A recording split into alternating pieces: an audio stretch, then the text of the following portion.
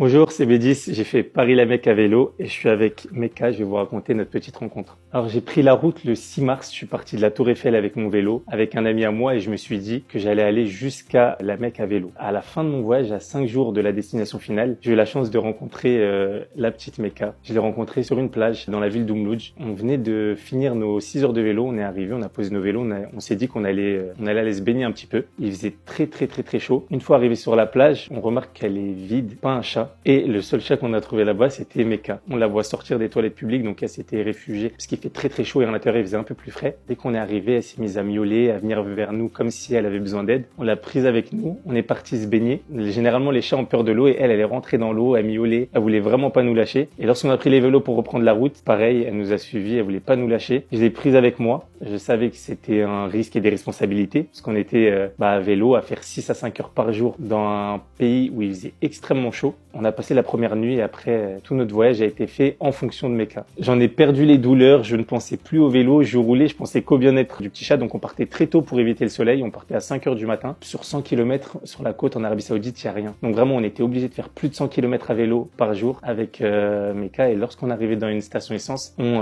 se chargeait de provisions, on lui donnait de l'eau. Et les 5 derniers jours, ils se sont passés comme ça. Hein. Mais elle était très maniable, elle s'adaptait énormément au voyage avec la petite Mecca soit sur l'épaule, soit dans une sorte de petit foulard que j'accrochais à mon cou. Une fois arrivé à destination, vraiment j'étais trop heureux. On avait une maison, j'avais plus peur de la perdre. Généralement pendant le voyage, des fois je m'arrêtais, j'avais pas le droit de rentrer dans certains endroits avec un chat. Donc j'avais toujours cette petite peur, cette petite boule au ventre. Mais une fois arrivé à destination, je lui ai pris sa petite litière et elle avait sa petite maison avec la clim, tout le luxe. Et à partir de ce moment-là, je me suis dit que j'allais rentrer avec elle et j'ai tout de suite anticipé. Je suis allé chez le vétérinaire et je lui ai dit de lui faire tous les vaccins, toutes les démarches à faire pour que je puisse rentrer avec elle jusqu'en France. J'ai même fait des allers-retours au ministère de l'Environnement parce que elle est jeune et on est en Arabie Saoudite, c'est un pays hors Union Européenne et les démarches sont plus compliquées qu'un pays dans l'Union Européenne pour ces animaux-là. Mais ça valait le coup maintenant, elle est là avec moi. Je partageais des petites parties de mon voyage et cette partie-là, je voulais la partager aussi. Lorsque j'ai vu